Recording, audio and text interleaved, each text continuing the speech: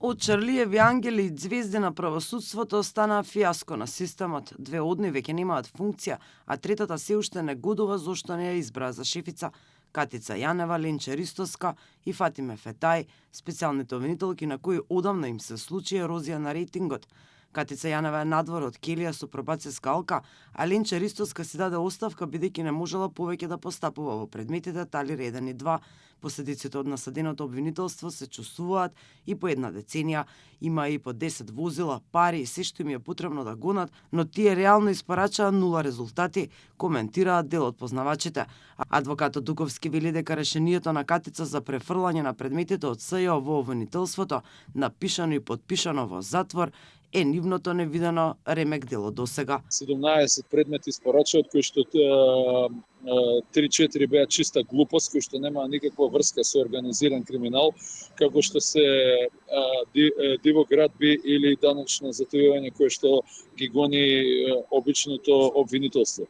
И најголемата бизарност и срамота што е случајно во врска со тоа СЈО, од кога беше затворена Катица, внимание, таа дава полномошно дава искуцано на лаптоп во затворот и со тоа полномошно без било каков правен основ, со огромна леснотија предметите ги зема од бившото СЈО. Освен што не сработија ништо, го нема ни бројчаникот на Зоран Заев за да приброи колку пари вратија специјалките. Освен што нема резултати од постапките што ги водеа, тие потрошија 4,6 милиони евра за додатоци и бонуси на плата. Дуковски вели дека имало огромен притисок да нема истрага за нивните бонуси. Тие беа многу ажурни кога требаа да гонат еден куп луѓе за глупости, но кога се работеше за нив сами се штитеа како заштитени бели мечки, што е една огромна срамота. Единствена активна од познатата тројка обвинителката Фатиме Фетај.